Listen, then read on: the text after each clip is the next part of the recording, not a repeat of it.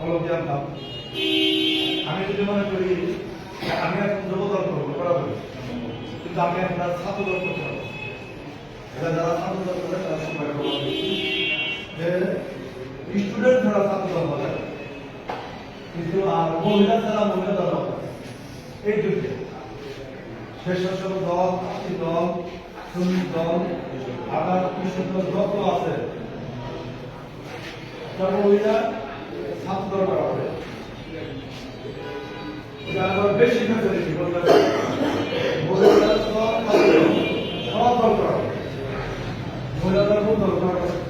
মহিলাদের কৃষক দল করা হবে, মহিলাদের কৃষক দল করা হবে। আমার তো মহিলা মহিলাদের ছিল এই জন্য মহিলাদের মার্কেটে যাওয়া বিএনপির কর্মী সৃষ্টি করার কারখানায় অনুদানিত হবে ছাত্র।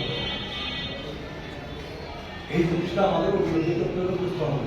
তাহলে হলো আমরা ভবিষ্যতে ছাত্র দল ধরে আমি নিজে আমার কথা আমি বলি, আমি একদিনে আমি ছাত্র দল করছি পর্যায় ক্রমে আবার কলেজের ছাত্র সভাপতি আসলাম,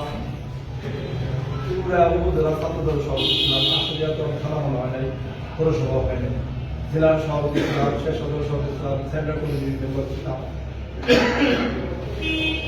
তারপরে বন্ধু আমি